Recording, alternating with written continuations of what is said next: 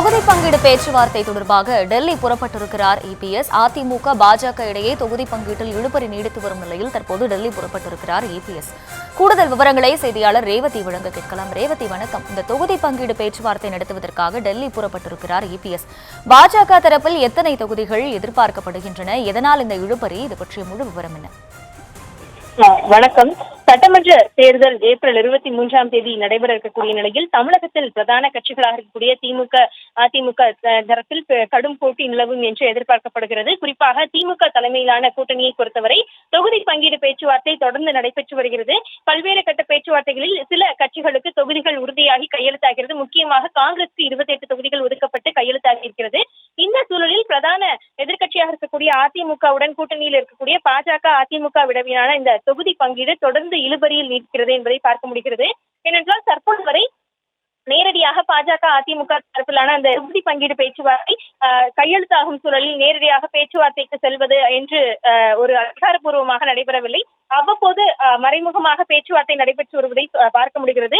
இருப்பினும் கூட பாஜக தரப்பில் 27 தொகுதிகளுக்கு மேலாக வரை அதிமுகவிடம் கேட்பதாக தெரிவிக்கப்பட்டிருக்கிறது. குறிப்பாக அதிலும் அதிமுக தரப்பில் தற்பொழுது பலமாக இருக்கக்கூடிய, அதாவது ஏற்கனவே அதிமுக சட்டமன்ற உறுப்பினர்களாக இருக்கக்கூடிய தொகுதிகள், முன்னாள் அமைச்சர்களின் தொகுதிகள், மாவட்ட செயலாளர்கள் தொகுதிகள் உள்ளிட்ட இந்த தொகுதிகளை எல்லாம் அவர்கள் கேட்பதாக தெரிவிக்கப்பட்டிருக்கிறது. குறிப்பாக அதிமுகவுக்கு பலமான தொகுதிகள் மற்றும் சென்னையில் ஒரு சில தொகுதிகளை கூட பாஜக தரப்பிலிருந்து கேட்பதன் காரணமாக இந்த தொகுதி பங்கீடு பிரச்சனை தொடர்ந்து இழுபறியில் இருப்பதாகவும் சொல்லப்படுகிறது. அது மட்டுமின்றி அதிமுக பாஜக கூட்டணியில் கூடுதலாக இணைந்திருக்கக்கூடிய பாமக தரப்பை பொறுத்தவரை பாமகவில் அன்புமணி தலைமையிலான அணி மட்டுமே தற்பொழுது அதிமுக பாஜக கூட்டணியில் இருக்கிறது. ராமதாஸ் தலைமையிலான அணி தற்பொழுது இணைப்பதற்கான செயல்முறைகளையும் ஈடுபட்டு வரக்கூடிய நிலையில் அதற்கு அடுத்தபடியாக தமிழக வெற்றி கழகம் தரப்பிலும் பேச்சுவார்த்தை நடத்தப்பட்டு வருவதாகவும் சொல்லப்படுகிறது. திரைமறைவில் இந்த பேச்சுவார்த்தை நடத்தப்படுவதாக ஒருபுறம் கருத்துக்கள் பரவி வரக்கூடிய நிலையிலும் கூட அதனை மறுத்தும் கூட தமிழக வெற்றி கழகம் தலைப்பில் இருந்து பேசப்படுகிறது.